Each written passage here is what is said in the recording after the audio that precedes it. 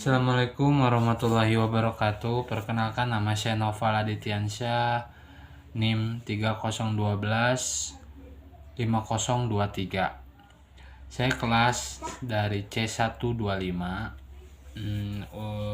Sebelumnya di sini saya akan mempelajari lagi tugas yang sama, yaitu tugas yang diberikan tautan video ya. Untuk videonya yang kita tonton itu dari Dr. Fahrudin Pais. Nah, barusan aku nonton video keren dari Dr. Fahrudin Pais tentang cara ngomong biar omongan kita didengar, dipercaya, dan disukai banyak orang. Beliau pakai konsep retorika kuno dari Aristoteles. Nah, intinya komunikasi yang persuasif itu cuma ada tiga. Ini dia tiga kunci utama retorika: logos, etos, patos. Aristoteles bilang bakal komunikasi yang tepat itu ada tiga. Nah, etos atau ya disebutnya kredibilitas moral. Ini adalah kunci nomor satu, dan yang paling penting etos itu adalah kualitas moral si pembicara. Omonganmu harus bisa dipercaya. Nah, truthworthiness, kalau kamu mencela berubah-ubah atau ya sehebat apapun gagasannya, orang nggak akan mau ikut. Nah, contoh, kalau kamu mau menasihati orang jadi soleh atau soleha, ya kamu harus jadi orang soleh atau soleha dulu.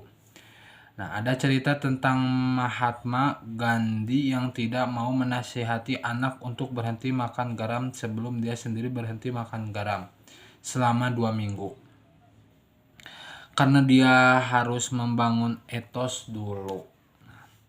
Nah, untuk logos atau disebut masuk akal ya. Poin kedua ini soal logika dan isi pembicaraan. Apa yang kamu omongkan harus masuk akal dan bisa ditangkap oleh orang lain. Nah, kredibilitasmu boleh tinggi, tapi kalau omongannya ngawur, orang juga nggak akan paham apalagi mau ikut.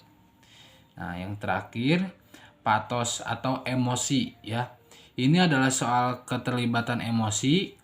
Komunikasi yang berhasil itu yang bisa membuat orang yang diajak bicara jadi terpengaruh secara emosi. Nah, kalau kamu sukses, orang bisa jadi nangis. Kalau kamu sedih atau ketawa, kalau kamu senang. Nah, emosi di sini harus tulus dari dirinya sendiri. Nah, dasar-dasar yang membentuk perilaku komunikasi kita selain tiga kunci di atas yang tadi saya sebutkan, tiga kunci yang dari etos, logos, dan patos. Nah, dasar-dasar yang membentuk perilaku komunikasi kita selain tiga kunci, beliau juga menjelaskan pondasi yang membentuk cara kita berkomunikasi. Ini penting buat muhasabah diri kita ya. Nah, terus Dr. Farudin dari video tersebut itu kan menceritakan belief atau keyakinan dasar ini adalah akar paling dasar. Misalnya, percaya tidak percaya pada Tuhan atau hari akhir. Nah, terus values ya, value lah kalau untuk sekarang itu jadi nilai. Nah, dari belief akan lahir nilai, misalnya perdamaian, keadilan, dan persaudaraan. Nah, terus norma atau aturan.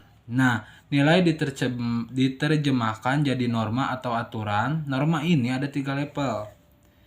Hukum untuk yang kesadarannya rendah, etika dan etiket. Ya mungkin etika itu moral batin dan etiket itu kesusilaan atau tata krama. Misalnya cium tangan ke orang tua. Nah, behavior ya, behavior perangai atau kebiasaan, perilaku yang sudah jadi watak karena pembiasaan. Terus attitude, ini untuk di dalam kehidupan sehari-hari, attitude itu sangat penting untuk kita jalanin di kehidupan sehari-hari ya. Ekspresi spontan ya bisa disebutnya yang mungkin muncul karena situasi. Biasa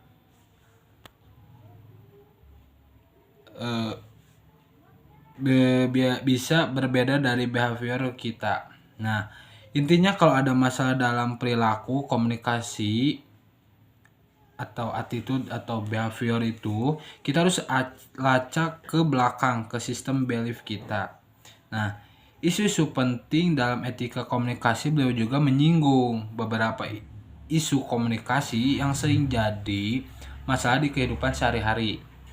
Heterogenitas, interkoneksi, dan historisitas komunikasi itu selalu dipengaruhi oleh keragaman heterogen ya, atau keragaman ya, untuk bahasa ini itu heterogen. Nah, saling terkait, interconnected ya, dan konteks sejarah. Contohnya makna kata cantik hari ini bisa beda dengan dulu, itu namanya historis. Makna jempol jari tengah itu juga dibentuk oleh sejarah, bukan bawaan lahir ya. Nah, integritas nih, truthfulness, terus ada perbedaan-perbedaan dan kebenaran. Truth objektif bisa dipercaya, terus truthfulness subjektif, dan kepercayaan terus sosial. Nah, hubungan alterity and compassion, cara kita ngomong ke orang yang kita sayang, ya itu ya bisa disebut compassion. Pasti beda dengan orang yang kita benci, alterity. Kalau kamu lihat ada orang posting di media sosial, coba cek relation dia. Dia berpihak kemana? Yang diomongkan siapa? Dengan begitu kamu gak akan mudah kaget atau marah-marah. Ya mungkin segitu yang saya dapat dari video tersebut yang saya catat. Sebelumnya mohon maaf apabila ada salah kata yang saya ucap. Wabillahi taufiq wal hidayah. Wassalamualaikum warahmatullahi wabarakatuh.